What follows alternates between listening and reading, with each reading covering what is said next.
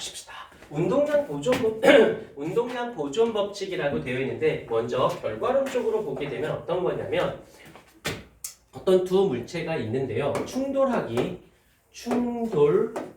전 운동량의 총합은 충돌 후 운동량의 총합과 어떠하다? 같다가 이 운동량이 보존된다, 변하지 않는다 라는 말의 뜻은 그 전의 총합은 후의 총합과 같아요 라는 뜻입니다. 근데 여기서 중요한 건 통합과학에도 나오지만 여기서 중요한 게 전과 후에 대한 이야기지만 사실은 충돌 시 때가 더 중요했어요. 자, 왜 원리를 알면 더 쉬워지니까 보도록 할게요. 여기서 지금 충돌 전의 모습을 볼게요. 여기서 M1이라는 물체가 놓여져 있는데 얘가 V라는 1이라는 속도로 가고 있고 어떤 물체가 놓여져 있는데 얘가 V2라는 속도로 간다라고 생각해 보십시다. 예전엔 좀 다양한 컨셉의 문제가 출제가 됐었는데 요즘은 유형이 조금 줄었어요. 그런데 킬러 문항으로 가게 되면 예전 유형들이 나오기도 하는데 그거는 이제 자주 안 나오긴 하지만 그래도 나중에 되면 공부는 해보셔야 되는데 여기서 전제 조건은 얘가 더 빨라야겠죠. 그래야 들이받을 거니까. 얘가 더 빠르고 얘가 느리면 들이받을 일이 없어지잖아. 요 정도까지는 됐어요. 쭉 하고 갔어요. 그러다가 여기서 이제 충돌시 그러면 여기서 M1이라는 물체가 있고 M2라는 물체가 이렇게 꽝 하고 부닥칠 것이고요. 그 다음에 충돌한 후의 모습을 보게 되면 여기서 M1이라고 있고 M2라는 물체가 이렇게 있다고 칠게요. 이때 속도가 얼마인지는 모르겠는데 V1'이라고 할게요. 저기에 비해서 여기서는 V2'이라고 할게요. 여기까지. 자, 아까도 잠깐 말씀드렸지만 전과 후보다는 충돌 시에 대한 이야기를 봐야 돼요. 잘 보자. 이랬을 때 앞부분을 배우면 쉬워진다라고 할 수 있는 부분이 무엇이냐면 어찌됐건 운동 방향을 한번 체크를 해볼까? 운동 방향은 이 물체도 이쪽으로 운동을 하고 있고 이 물체도 이렇게 운동하고 있는 거 인정하죠? 그때 충돌 시의 속도는 얘가 V1이었고 V2였어요. 여기까지 됐어. 그런데 이제부터야 꽝 하고 부닥쳤어. 얘를 내가 A라고 하고 B라고 할게요. A라고 하고 B라고 했어. 꽝 부닥치면 힘을 생각해보자.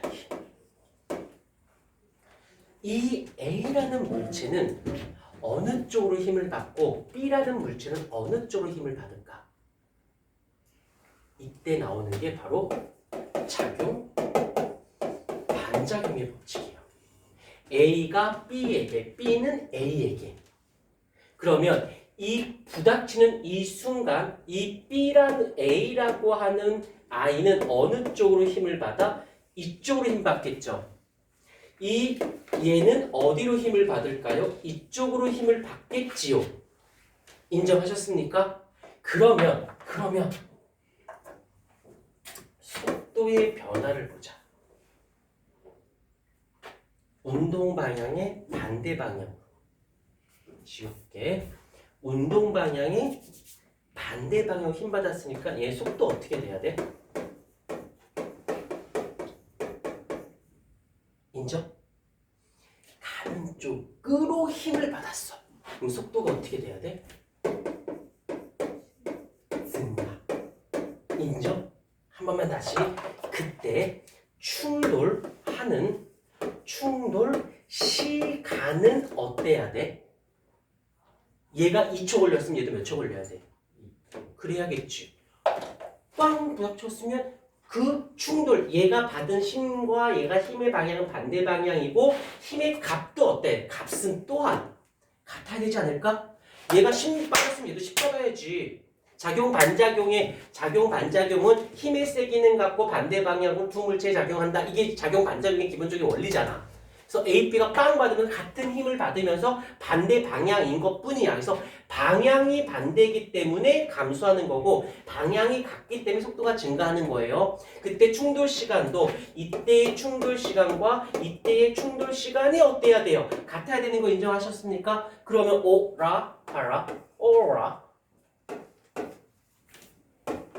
얘의 충격량과 얘의 충격량이 어때야 돼? 인정?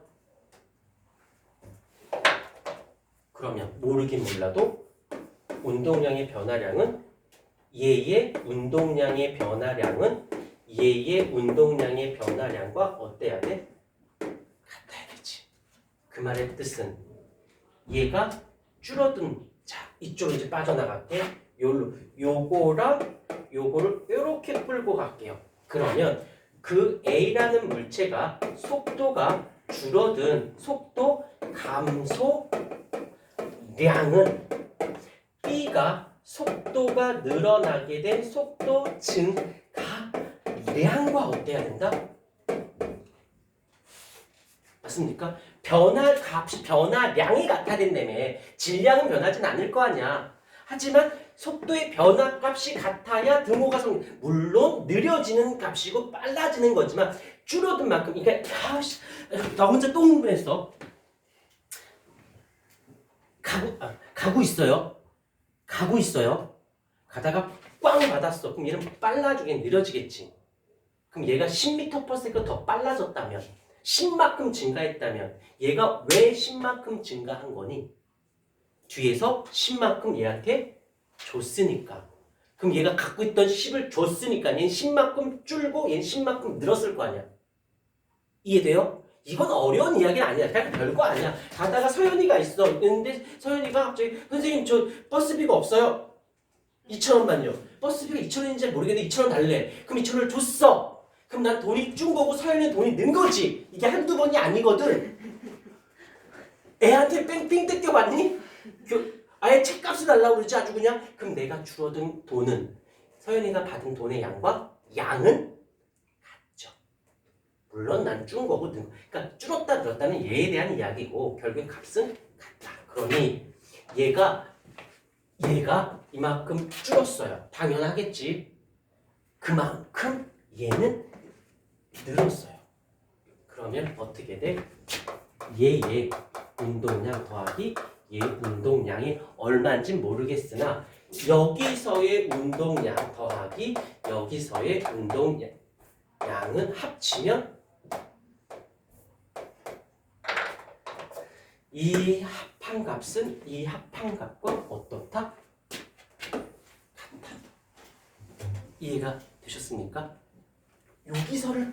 여기서를 그냥 아까 배웠던 부분인데 이것도 조금 괜히 번잡스러워. 그러면 얘가 준 만큼 얘가 늘었어. 얘가 얘한테 줬어. 이렇게 생각해. 얘가 얘한테 줬어. 받은 만큼 늘었고 줬으니까 준 만큼 줄었을 거 아니야. 그럼 전과 후는 합치면 변화는 없어야지. 언더가 스탠드가 되셨습니까? 너를 띄고 있는 거지 지금. 됐어요. 그러면 운동량 보존 법칙은 끝난 겁니다. 그래요. 잘하셨어요. 뭘 잘해?